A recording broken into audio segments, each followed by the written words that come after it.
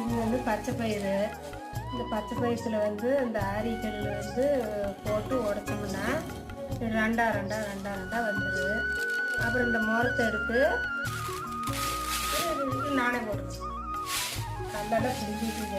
போய் இதை புடச்சி இந்த முறத்தை எடுத்து இந்த முறத்தில் அள்ளி போட்டு முறத்தை எடுத்து இந்த முறத்தில் அள்ளி போட்டு உடச்சி நாம் வடை சுடுறோம்.